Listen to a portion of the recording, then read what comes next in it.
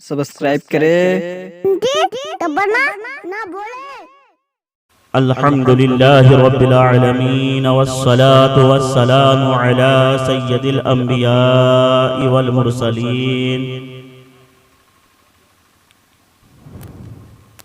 وعلی آلہ واصحابہ اجمعین اما بعد فاعوذ باللہ من الشیطان الرجیم بسم اللہ الرحمن الرحیم قال اللہ تبارک و تعالی فی القرآن الکریم کل نفس ذائقۃ الموت صدق اللہ المولانا العظیم وصدق رسولہ النبی الامین المکین المعین الکریم ونحن على ذلك لمن الشاہدین والشاکرین والحمد للہ رب العالمین۔ آئیے عقیدت و محبت کے ساتھ بارگاہ رسالت مآب صلی اللہ علیہ وسلم میں درود شریف کا نذرانہ عقیدت بآواز بلند پیش کر لیں۔ اللہم صلی علی سیدنا شفیعنا حبیبنا نبینا مولانا محمد وبارک وسلم صلو علیہ صلاۃ و سلاما علیک یا سیدی یا رسول اللہ صلی اللہ تعالی علیہ وسلم۔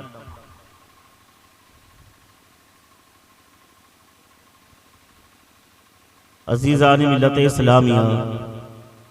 اللہ کا بے پناہ فضل و کرم احسان عظیم ہے کہ پروردگار عالم نے ہمیں آج اس نورانی محفل میں شرکت کی توفیق عطا فرمائی ہے۔ حالانکہ اب آپ کا ذہن، طبیعت، مزاج تقریر سننے کے لائق بچا نہیں ہے، اور میرا خود بھی اصول یہی ہے کہ جب تک طبیعت جمے ذکر کرنا چاہیے، ذکر کو بوجھ نہ بنایا جائے۔ حدیث شریف میں بھی اس کی سخت ممانعت آئی ہے۔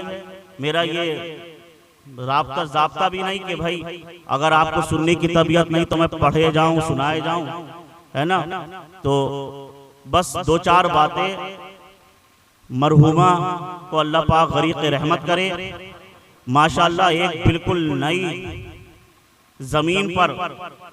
الحاج حبیب اللہ فیضی صاحب قبلہ نے بہت عمدہ کلام پڑھا۔ آپ لوگوں نے جس انداز میں انہوں نے پڑھا سماعت نہیں کیا،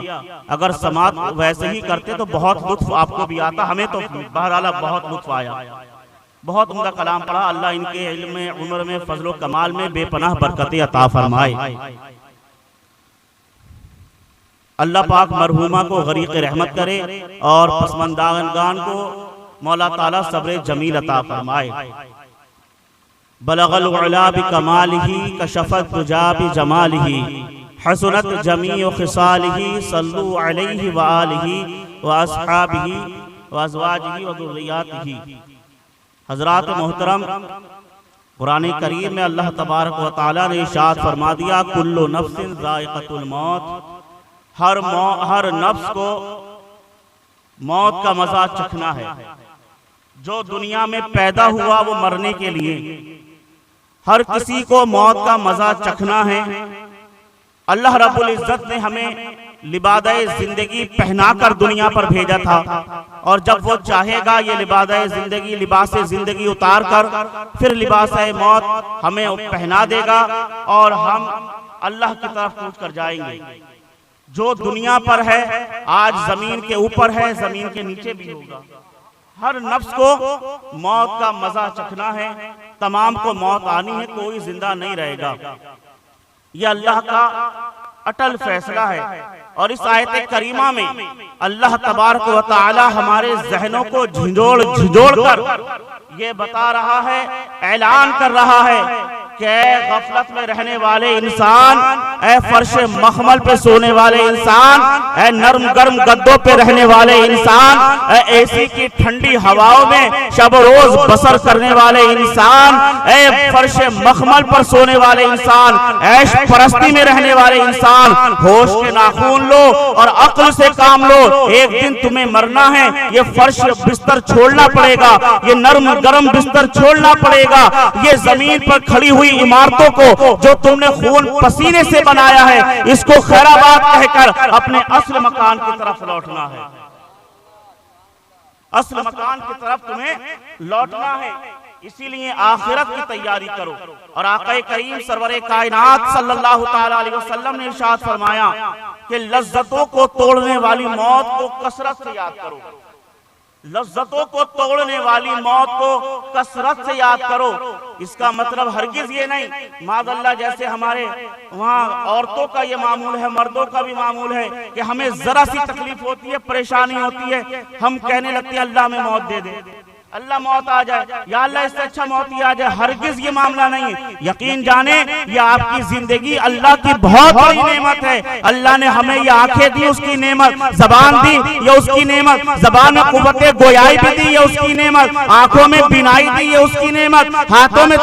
طاقت دی، یہ اللہ کی بہت بڑی نعمت ہے۔ اس کا شکر ادا کریں، ناشکری نہ کریں۔ حضور نے فرمایا لذتوں کو توڑنے والی موت کو کثرت سے یاد کرو، مطلب یہ ہے اپنی آخرت کو یاد کرو، اپنے حالات قبر کو یاد کرو، اپنے برزخ کو یاد کرو، سوال و جواب کو یاد کرو، نکیرین کو یاد کرو، قبر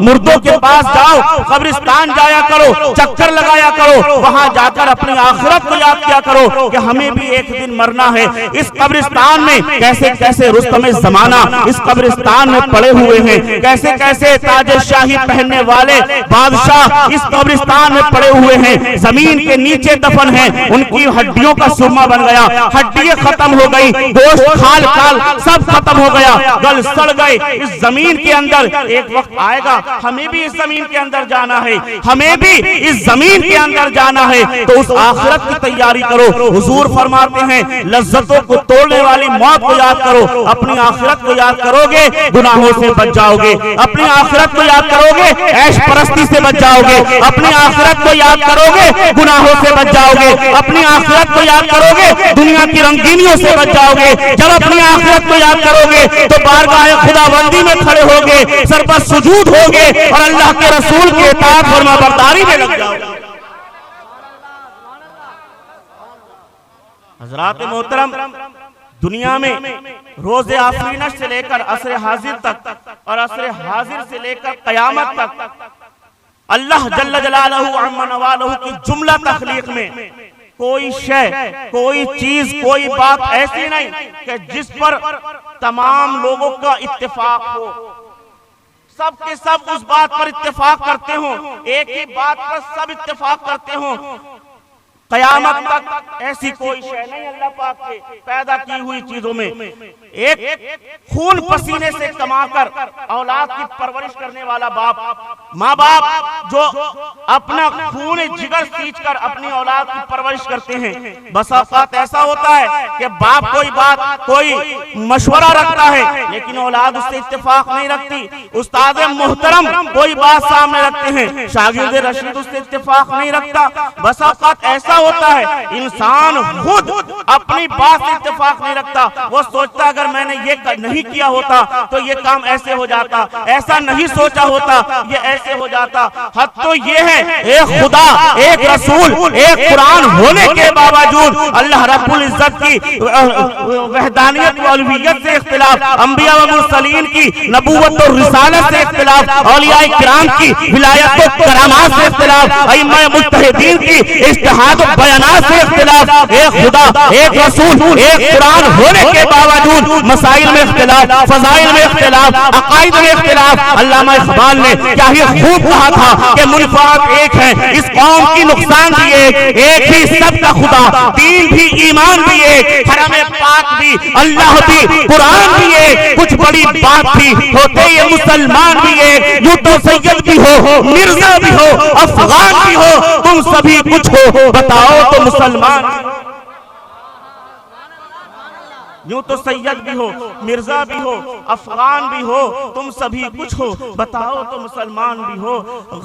مختصر یہ کہ ہر چیز میں اختلاف ہوتا ہے، مگر ایک شے ایسی ہے جس کا ذکر قرآن پاک میں اللہ نے کیا، جس کو میں نے آپ کے سامنے تلاوت کیا، کل نفس ذائقۃ الموت۔ موت ایسی شے ہے، ہر کسی کا اس میں اتفاق ہے، بھائی بھائی سے اتفاق ہے، باپ بیٹے میں اتفاق ہے، میاں بیوی میں اتفاق ہے، شوہر بیوی میں اتفاق ہے، اور گھر کی بات نہیں، پڑوسی میں اتفاق ہے، محلے داروں میں اتفاق ہے، خاندانوں والوں میں اتفاق ہے، کنبے والوں میں اتفاق ہے، سب کا اتفاق ہے، ہمیں مرنا ہے، ہمیں موت آنی ہے، اور صرف آپس کی بات نہیں بلکہ شیعہ کا سنی سے کوئی اختلاف نہیں، سب یہ کہتے ہیں ہمیں مرنا ہے، وہابی دیوبندی کا کوئی اختلاف نہیں، وہ بھی کہتے ہیں ہمیں مرنا ہے، صرف عقائد کی بات نہیں، وہابی دیوبندی کی بات نہیں بلکہ ہندو بھی کہے گا ہمیں مرنا ہے، عیسائی بھی کہے گا ہمیں مرنا ہے، مسلمان بھی کہے گا ہمیں مرنا ہے، یہودی بھی کہتا ہے ہمیں مرنا ہے، نصرانی بھی کہتا ہے ہمیں مرنا ہے، جتنے قوم والے ہیں، جتنے مکتب فکر کے ماننے والے ہیں، سب کا اس پر اتفاق ہے کہ ہمیں موت آنی ہے،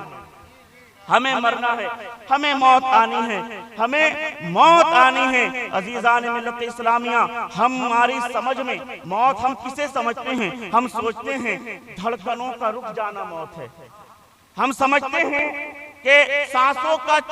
بند ہو جانا موت ہے، جسم کا ٹھنڈا پڑ جانا موت ہے، ہم یہ سمجھتے ہیں کہ اس کے زبان میں قوت گویائی ختم ہو گئی، اس کی موت ہے، قوت بینائی ختم ہو گئی، اس کی موت ہے۔ لیکن عزیزان ملت اسلامیہ، اللہ کے مقدس رسول سرور کائنات صلی اللہ علیہ وسلم ارشاد فرماتے ہیں جو زبان ذکر خدا سے غافل ہو جائے وہ اس زبان کی موت ہے، جو دل یاد الہی سے غافل ہو جائے، جو دل سے جس دل سے خوف خدا مٹ جائے، جس دل سے یاد مصطفیٰ مٹ جائے، وہ اس دل کی موت ہے، وہ اس انسان کی موت ہے۔ انسان چل رہا ہے، پھر رہا ہے، کھا رہا ہے، پی رہا ہے، بود و باش کر رہا ہے، مگر وہ ذکر الہی سے غافل ہے، وہ یاد الہی سے غافل ہے، یاد مصطفیٰ سے غافل ہے، تو ایسا انسان چلتا پھرتا مردہ۔